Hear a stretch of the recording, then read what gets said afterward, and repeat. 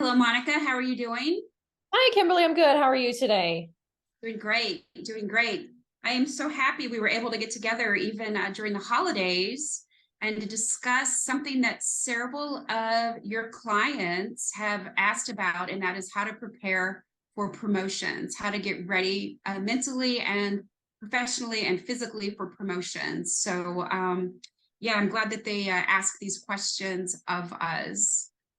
Yeah, me too. I think someone, I can't remember who reached out to me and said they'd like to have some more information on possibly promoting. And as we both know, it's a lot harder for, well, I won't say it's harder. You don't see as many women among the ranks, and I think that would be a cool thing to change. So if that's something that we can help other women to do, or I mean, general speaking, this works for guys too, but obviously help the women promote up the ranks a little bit more. I think that would be pretty cool to see. Absolutely. Absolutely. When I think about promoting, I think about an odd situation that I had, and that was when I promoted from police officer to senior corporal, which in the city of Dallas, that's the first promotable rank. I was actually pregnant with my first son. And so I would sit in the rocker glider, very pregnant, very miserable, having Braxton Hicks contractions, studying all night long. And then I had to bring a note to the test proctor that said that I was pregnant and that I did need to potentially be excused to go to the bathroom during the 4 hour test. Oh And yeah. on the due date of my first son, and I was huge. I was huge. But I just thought it was so funny that I had to take a test to say a note from the doctor to say that I was pregnant. But again, one thing that we're going to talk about over and over and over today is you have to do what you're told to do or what you're asked to do to promote. And so if I had to bring a note to use the bathroom, I needed a note. That's one of the funny stories there. And then another thing when it comes to women promoting is when I was a sergeant preparing to promote to lieutenant, I worked for a lieutenant that didn't like me. She didn't like me, but she was a very good leader and boss because even though she didn't like me, she treated us all fair. And she sat all of her sergeants down and said, I want each of you to have the best advantage to promote. And she fed into me and she supported me just like she did the sergeants that she liked. And I've never forgotten that. I do believe the reason why I did so well on the lieutenant test and assessment center is because of what she told me. And she didn't have to do that. She could have just told her favorites and left me out there on my own. But I think that was one woman who, granted, I probably shouldn't have known that she didn't like me. That's a sign of not the best leadership, but her actions were fair. And I think that what she did help me. Yeah, we can help each other, definitely. Very cool. Very cool stories. Why don't you start with, I think, what we can do within ourselves at the very basic level as far as preparing for the promotional process? Okay, so I would suggest asking yourself some questions like, and this is going to sound really basic, but do I want to promote? I mean, just because your buddies are doing it, or your parents want you to do it, or your spouse wants you to do it, or whatever, do I want to promote? Because it's going to take some actions to get promoted, and it's going to take some change to do the job at a different level. Do I want to promote? And you have to think about what will it mean to me? Um, Many officers do not realize what it is going to change about their life and about their day at work. It will increase your pay. Now, sometimes that step isn't that great, but you need to look at it long term. You need to look at it over 10, 15, 20, 30 years, that pay increase. What difference can that make for you? And not only what is it going to mean to you, but what is it going to mean to your family? There are departments that when you promote, you're almost guaranteed a bad shift, or you are going to lose a lot of what you've worked hard to earn, the position that you're in. You might have a take home car, you might have a certain assignment. When you promote, you could potentially lose those. So you need to think of what it's going to mean to your family. This is very important. And Monica, you and I talk about this a bunch. We talk about what we can do, what we can accomplish in the workplace. As women, what can we do for each other? What can we do for ourselves? What can we do for our profession? What can we do for our community? What can we do? And I never want to tell a woman that if you promote, you can change the world, because that could really lead to a lot of pressure, a lot of disappointment. But what I like to say is, if you promote, you can be a part of changing the world. If you promote, and it obviously doesn't take promotion to do that, but it does help to promote. If you want to be more influential, if you want to be at the decision-making table, if you want to be in a position to lead other people with a little bit more authority, promoting is important. So I don't want to push this romantic view of it, but I do definitely want to push. It can be very powerful, and you can be very influential. So here's one that people are oftentimes surprised at, and that is pretend you have promoted. Go on a call and pretend you're the supervisor, pretend you're the sergeant, you're the lieutenant, you're the major, you're the captain, whatever rank you're going for. Pretend that you are that person already. And how does that change what you do at the call? Okay, this is not to say, well, the lieutenant doesn't do anything but show up and leave. That's not to say that. I'm looking at decision-making.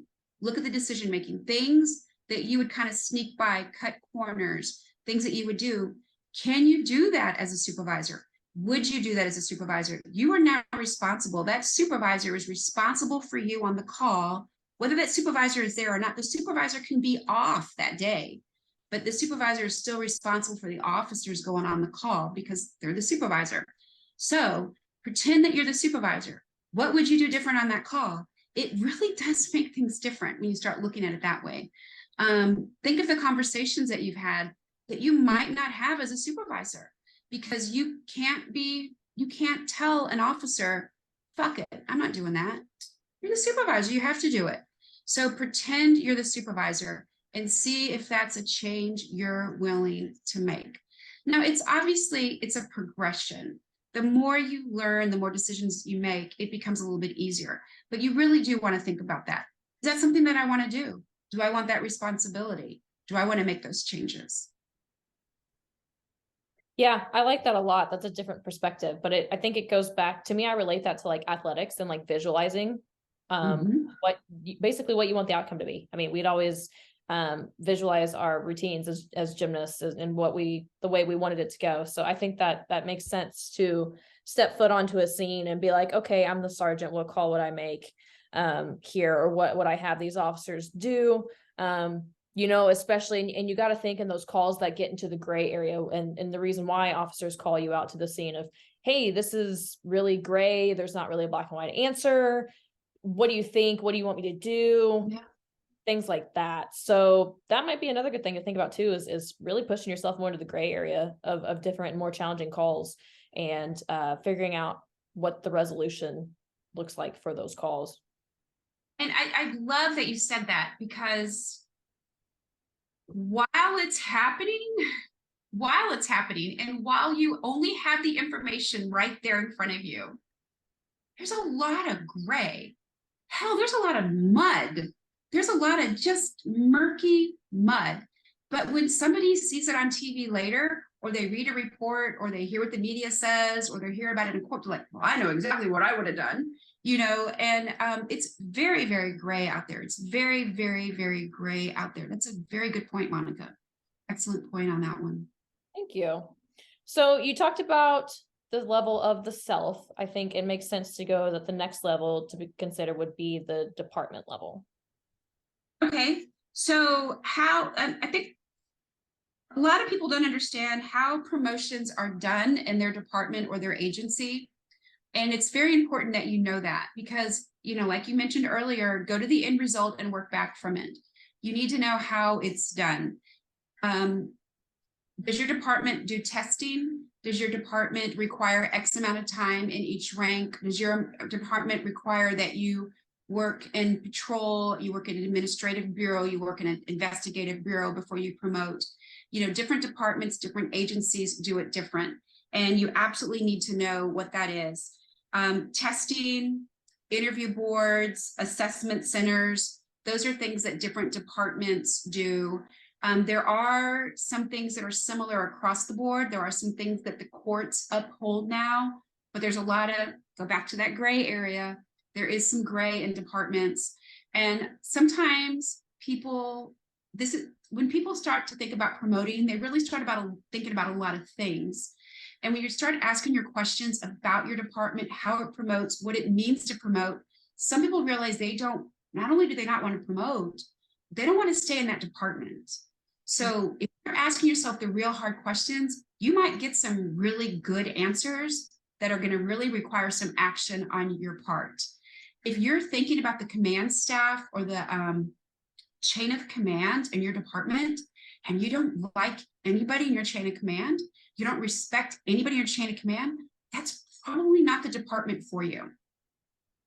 The Lone Ranger effect, you are not going to be able to cowboy up the ranks and change that department. It is just not going to happen. It is not going to happen. That can be very, very miserable for you. It can be dangerous for you. Just not necessarily a good idea. Now, I think this is obviously a very individual decision that officers need to make. But if you cannot find anything in your chain of command that you like or that you want to be a part of, or you believe that you can support, might not be the department for you. And I'll even go one step further. That might be a department that's in serious trouble. That could be a department that's in serious trouble and could be taken over and put under a court decree, could be taken over, different levels, different states do it differently. But yeah, that's something you really need to think about on that in the department. So you have mentioned on some of our previous videos to get as much experience as possible in your department. Become a leader at the rank that you are. Be an expert at what you're supposed to do. And so look internally and externally department-wise and see all the training that's available. Anything that's available to get on your resume is going to make you a better officer, is going to serve the department, and will also help the community. A lot of departments offer great training, internal training. Some of the departments that I train for here in Texas, they go to regional academies, and the regional academy hires out instructors to come in. Mm-hmm. So they're not learning in their own department, but they're learning with a lot of other officers from around the state. What a great way to make relationship and really increase your knowledge, see what's done elsewhere. It's very easy because we're talking about department right now. It's very easy to think that your department is the best department around, which is great. I love it. I love when an officer loves their department. It just makes my heart just thump a little bit harder to hear that pride and how much they enjoy going to work every day.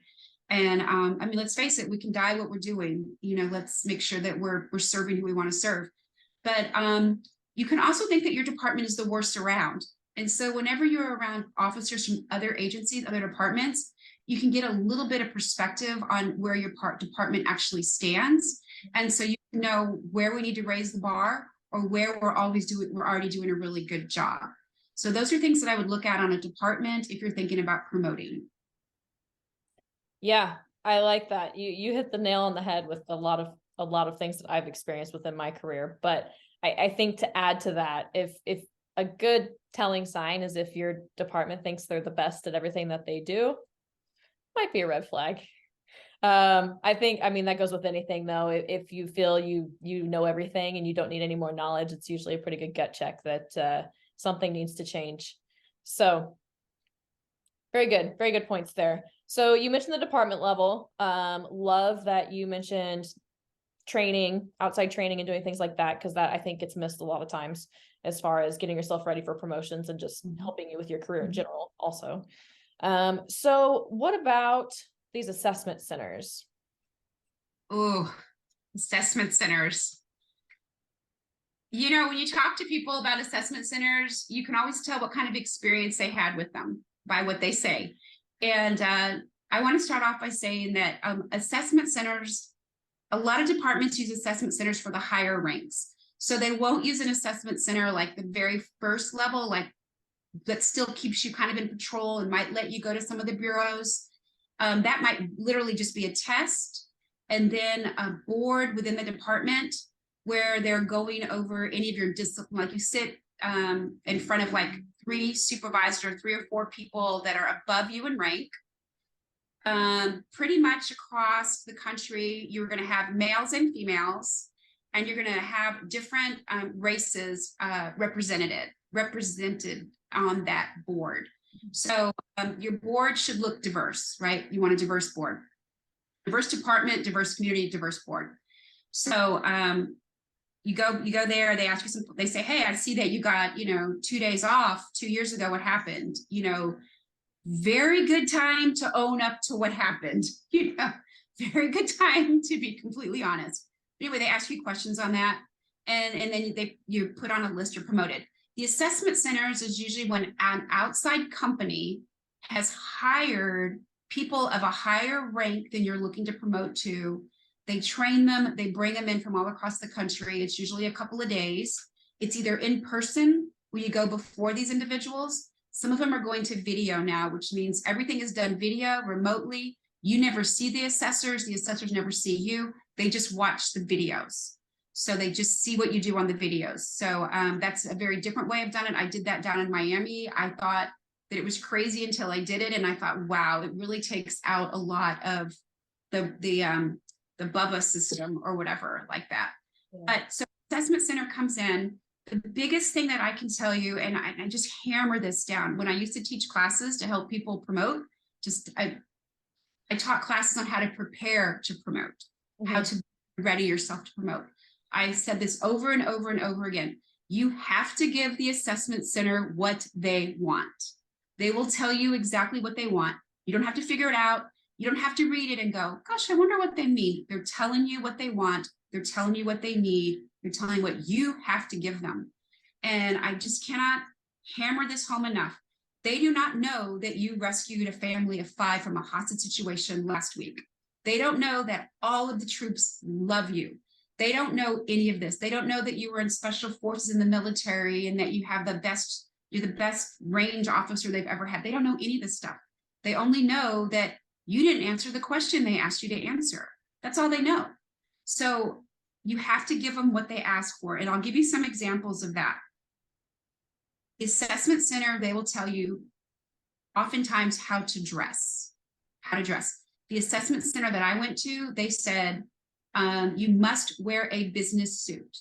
I thought that was kind of stupid. I'm like, it doesn't matter. What does wearing a business suit have to do with being a lieutenant? You don't have to boss me. You can't tell me how to dress. Well, then, wait a minute. They're the ones that are grading me. They're going to give me a score. Hell yeah, they can tell me what they want from me and I have to give it to them. So I noticed going in on the first day of the assessment center, I'm there wearing a suit, a business suit, feeling really stupid. I'm not a business suit kind of girl, wearing a business suit. One of my really good friends is wearing a beautiful skirt and a blouse. One of my good buddies, great sergeant I had worked from before, is wearing Dockers and an overcoat. What do they call it? The coat. The coat. And the assessment people said, do not look like a homicide detective. Do not look like a bank teller. You were going to wear a business suit. Well, when it was all said and done, the people that were wearing the business suits, we did finish higher on the test, on the scores, on the results. Now that might make some people mad, but you got to remember the assessment center told us what they wanted. They said, no religious jewelry, no sorority or fraternity pins, no Mason pins, no department pins, no nothing that shows anything of any group that you're a part of. People showed up with their cross in plain sight. They were told not to do that. They were told to do that. You can make a decision to wear a blouse that comes a little higher up on your cross. You can pull the cross to the back of you. No one's asking you to deny anything that you believe. They're saying don't let it be visible. Very important things. Do what the assessment center asks. Do what they ask. Another example is we were told to do a notebook. They had 12 or 13 categories. They wanted information on each category. They said notebook. I went and bought a notebook, a 3-punch notebook. I had the dividers in there. I had the categories in there. I answered each thing. I put examples of everything in there and I turned it in. Some of my friends made fun of me because they had like this little, thing that you turn a book report in, little floppy book report thing. They had 4 sheets of paper in there. They put everything, all of these on that paper and turned it in. The people that promoted, funny thing, you look at this, are the ones that did the notebook. Again, we did what we were told to do. We did what we were told to do. An assessment center usually just checks boxes that you did it. If they ask you a question, okay, let me say this. An assessment center will tell you what they're looking for. They will tell you that they're looking for 5 aspects on everything that you do. So if you're doing a tactical question, they're looking for 5 things on that tactical question. And they will look to see that you answered all 5 of those, not necessarily in order. You might remember, oh crap, and come back and give the second one, and they check it off. You've done all 5 of them.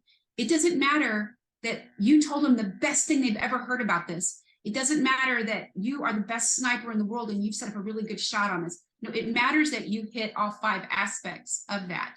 If you don't hit all 5 aspects of that, you only get 4 points. You only get 3 points. That's all you get on that. The individual that gives them all 5, this person can be horrific in the field, right? They've answered all 5 of those and they get the points for that. So you've got to remember that you've got to give the assessment center what they are asking for. Now, some people listening to this are going to say, those assessment centers, that's really stupid because they don't know that that person's a bad officer. Well, guess what? That's what your department should have been doing up until now.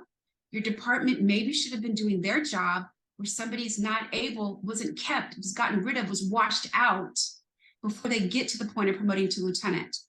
Or, you know, the case to be like that. Or if they become a sergeant, if they become a lieutenant, those are testable ranks, assessment center ranks, and they don't do the job, it's got to be documented and they've got to be washed out, removed out. But don't let that get in your way of doing what is being asked of you. Sometimes we let all these other things come into play and it messes up what we think we want to do and we lose it. We lose our own points and we don't do what we're supposed to do on the assessment centers. Assessment centers, they can be your best friend, but they can also be an absolute nightmare.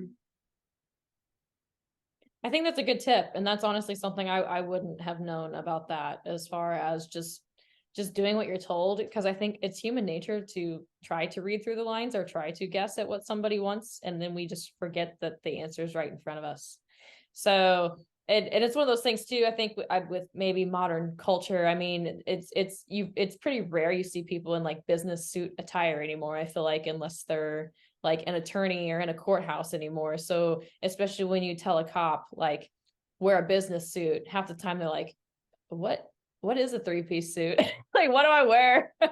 Is a skirt okay? Are heels okay?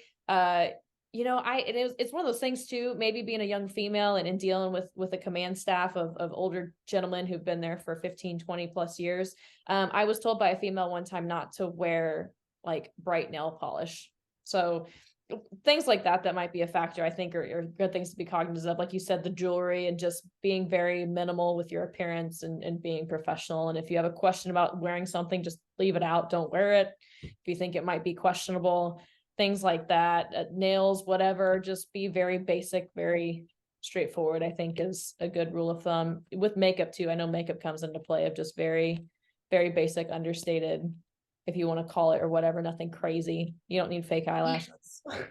Things you like want that. your score to stand out. You want your score to stand out. You know, you don't want to be the, you know, I never wanted to be the one that said, man, did you see that officer who showed up in that fuchsia, you know, blah, blah, blah. Not that there's anything wrong with that, but I wanted to be promoted, and I wanted to be promoted on how I was performed at the assessment center. That's how I was going to make, that's how I wanted to make my statement. That's how I wanted to do it. And remember, if we're going to go back to what you and I often talk about, which is improving the careers of women, improving departments, you're not going to do it in the promotion process.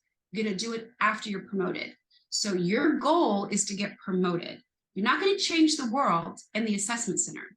These high-level police officers from around the country, they're just checking things off the form, and they're going to go back to their own departments. Right. You haven't changed anything. You haven't changed anything. You know, you get promoted, and then you start changing things. Then you start doing that. Yeah.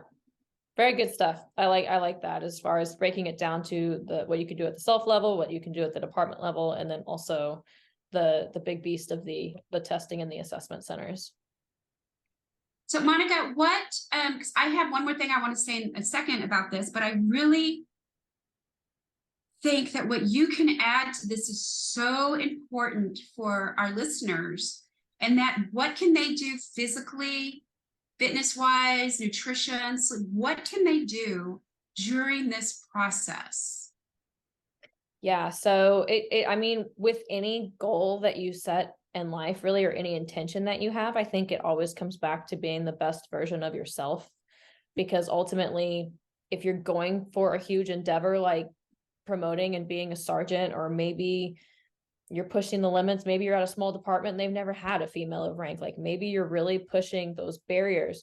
So you really have to show up as the best version of yourself on that day, because you might be doing something that's never been done before, given the environment that you're in. Or maybe it's something that they're like, oh, she'll never, I don't know. Maybe people are like, man, she'll never get that. She's not good enough, whatever.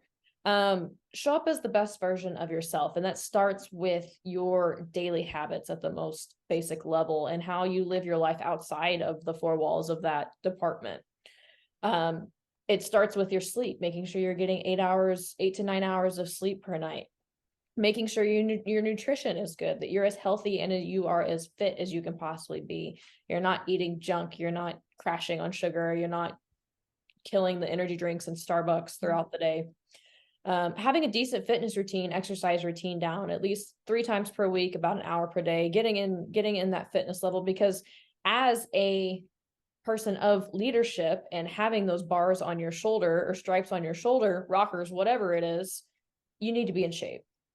And I don't really care if that makes anybody mad, but you're going to be a role model. And if you want your officers in your department to be better, you need to show up and be better. So if you can be fit, you can be in shape, the community looks at you well, because you're going to show up and handle the scene, whether it's mentally figuring out how to handle the scene. They're going to show up and immediately you're going to have much more respect. You're going to have much more command presence as a cop that's in better shape, versus somebody who shows up and throws their boxes of donut sticks out the door and rolls out of the car. I've seen it. Be in shape, be a good role model, look the part, act the part, all of that. Mindset is another one. Where's your head mentally? Are you battling depression? Are you in a funk because you're going through a divorce? Nothing to say you don't go through shitty times in your life, but you need to be cognizant of where your head is. And if it's not in a great place, what do you need to do to get it in a better place? So making sure your mindset is there, making sure that you're consuming good things, you're surrounding yourself with better people, making sure your circle is very positive, trying to keep that positive mindset in general will be much more helpful. Going into a promotions process, being in a positive mindset, instead of being in a negative headspace. And then the last piece I have would be your own learning and your self-growth. Are you reading books? Are you doing leadership development? Are you listening to podcasts, things of that nature that are going to help you develop who you want to be as a leader? Because there's so many different types of leadership styles and ways people can be successful leaders. But are you developing yourself in the leader that you want to be, and the leader that, like, the leadership style that suits you best and is going to help you be most effective as a leader? So that summarizes what you can do at home. But I believe, if you don't mind me adding, Kimberly, there's also things I think you can do at work as well. But do you have any thoughts on some of those things at home before I go on? So when you mentioned being in shape, I personally believe that there should be physical fitness, PT test, PF, whatever you want to call it, in first responder world. I'm sorry, you should be able to get out of a car. You should be able to run down a street. I don't want to jump over necessarily an 8-foot wall. Make it 4 or 5 foot wall for me. But anyway, I think you should be able to do this. And I think, you can survive longer, et cetera, all that stuff. But one thing, I'll admit this, I don't know if there's ever been a time that I have looked, it's going to sound really bad. When I am someplace and I see an officer that's slovenly and just huge and out of shape, I'm like, fuck, I'd run. Right? I mean, I look at him and I'm like, I'd run. I mean, I can be my dad's retired law enforcement, and he likes to watch the cop shows and stuff. And there'll be somebody on there, I'd go, I'd run. He goes, hell yeah. I mean, so there's both of us, both retired cops, and we're looking at this poor officer who's going to have to fight somebody. And I'm like, I'd run, and so if we think that, the bad guys think that, I mean, you don't have, yeah, I told you it was going to sound bad, but yeah, It's factual. yeah, you do need to, and you know what, on a I'm actually wired in a kinder, more gracious way than that.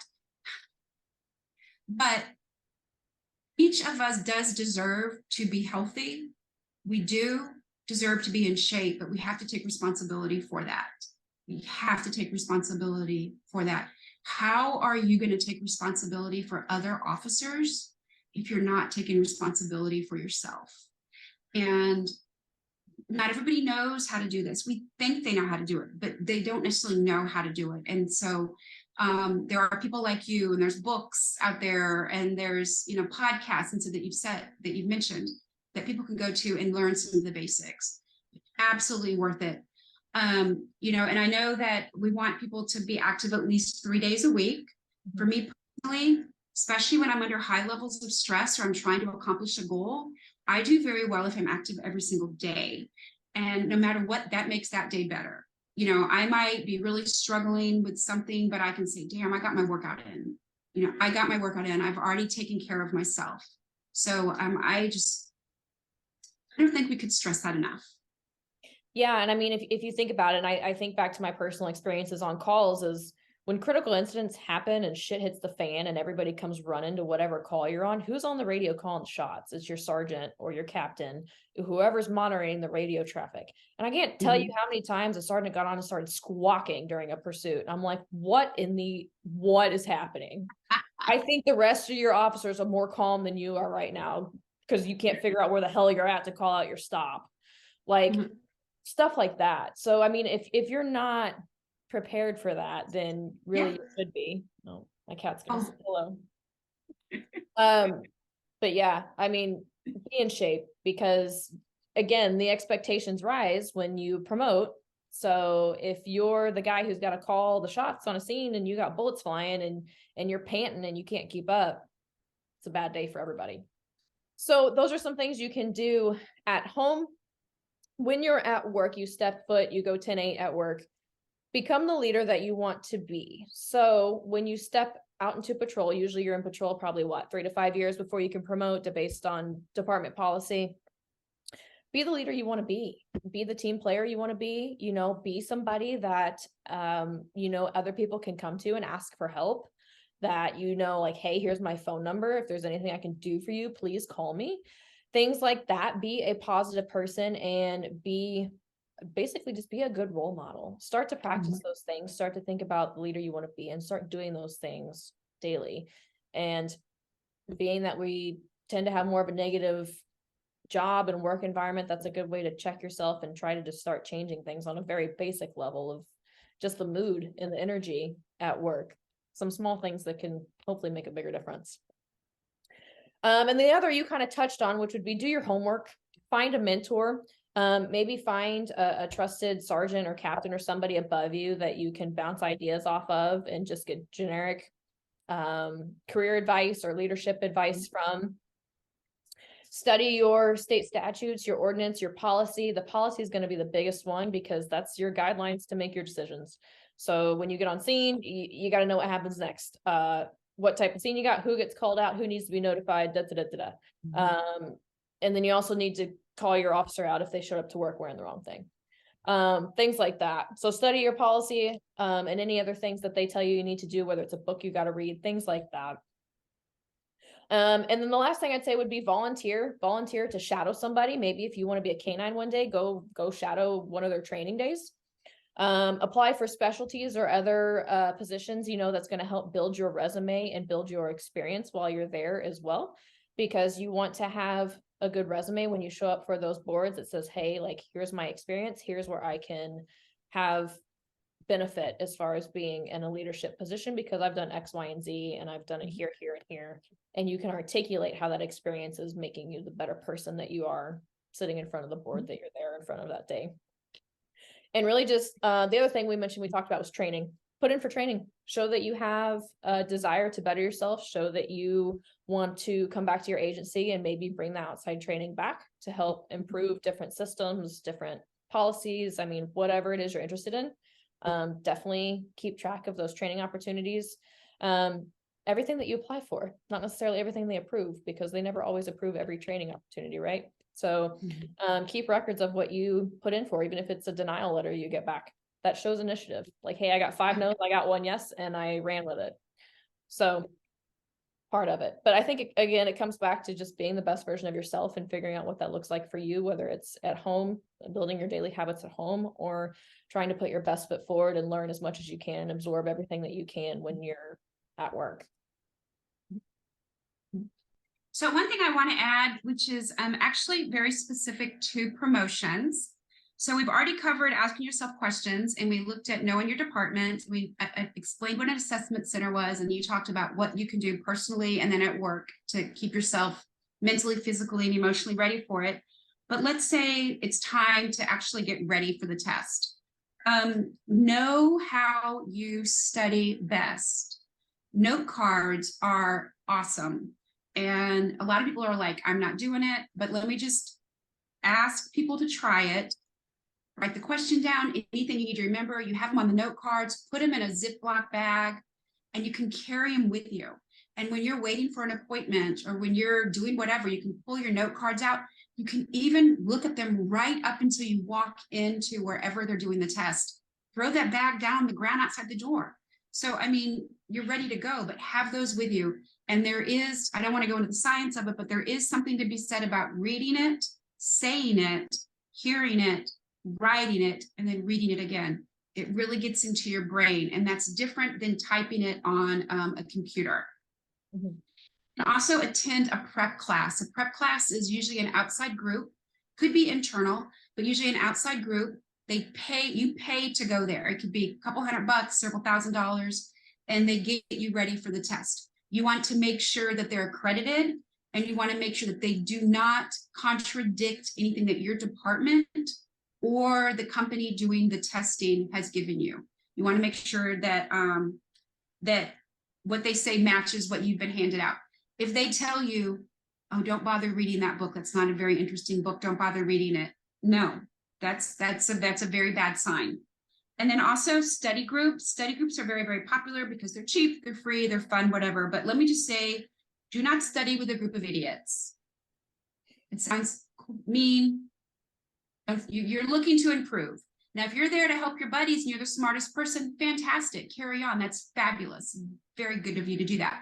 But if you're looking for yourself to improve, you do not want to be the smartest person in the room. So and don't get around somebody, don't let it be a bitch session. You're not complaining about the department. Prepare. Do not be part of a study group that doesn't prepare. Don't be part of a study group that doesn't challenge you and that you don't learn something from. I like to think of everybody out there who is studying to promote. I like to see them in a group of leaders. So look around and say, are these people that I'm studying with, are these people that I want to follow someday? Are these people that I want to co-lead with? Are these people that I trust? So, and then also, there are people that get very, very competitive. Be careful on the competitiveness. Be careful. This is your department. Yes, you are looking to improve. Yes, you are looking to promote, but ultimately you're looking to improve your department. So you don't want to do anything that would hurt somebody else or the department. And I know that's hard for some people because it is competitive. There's sometimes 1, 2, 3 slots, or a larger department, only 300 slots. And there's, 800 people taking the test. So, but just remember that it is your department, and ultimately you want your department to thrive. You want your department to thrive. So we have given a lot of information today. Promoting is a big thing. It's a very big thing. I really want to add this. If you don't promote the first time, don't let it stop you. And if you don't think you're ready to promote right now, take the test anyway. Take the test anyway. It's practice. It's good experience. You don't know when the next test is coming around. You might say, well, I'm not ready to promote right now. I'm ready to promote in 2 years. Your department might not have a promotional opportunity for 8 years. So I recommend never passing up an opportunity to take the test. I also recommend never passing up the opportunity to promote, but that's a very personal decision. But take it, practice, and do your best. Do your best. Yeah, I like that a lot. Prior department I was with, I know I thought it was strange that they made fun of people who put in who they felt that they weren't ready to promote. With the thought that, well, they shouldn't be testing if they're not ready to step into that role, which I think I can see both sides of that. But again, outside opinion, so it's worth how much value you give it, I suppose. But I just remember hearing the chatter from that last time. Well, I'm a perfect example of that. I was not ready to promote when I promoted. I promoted very quickly. I took the test when they were offered. I think it was like, I took the senior corporal test. I think it was 6 or 8 years before it was offered again. That would have totally changed. I was already a lieutenant by the time the next senior corporal test was offered. That's crazy. That is absolutely crazy. But it was very difficult on me. And it was probably hard on my troops, and it was probably hard on my chief that I was serving. I did my absolute best, but I'm glad that I did it. I am glad that I did it when I did it. But yeah, and there is also the concept of, I'm not promoting you for what you are, but I'm promoting you because of your potential. Especially at the appointed ranks, not so much the tested ranks. The tested ranks you have to perform to get the grade, to get the score. But at an assigned rank, some departments, certain ranks, they can just promote you to that. A lot of times that's because you have the potential for it. And once you get in that position, you're expected to catch up to it. Yeah, that makes sense. What do you want us to talk about next time? I think it would be good to talk about some self-care, especially around the holidays, or maybe times where you're a little bit bummed out because you're at work, like Christmas or New Year's, and how to take care of yourself, how to make the best of that, and still preserve, your holidays and your family time and your self-care, and making it what you want it to be still. Absolutely. We each matter. And what matters to us matters. Yeah, that'll be a good conversation. That'll be a very good conversation. So Monica, how do people get a hold of you? You can find me best through my Facebook group. It's 50 Fierce and Fit group on Facebook. Select to join the group. And then if you want any more information on my one-on-one coaching opportunities to help you reach your goals within this new year, we're almost to 2023.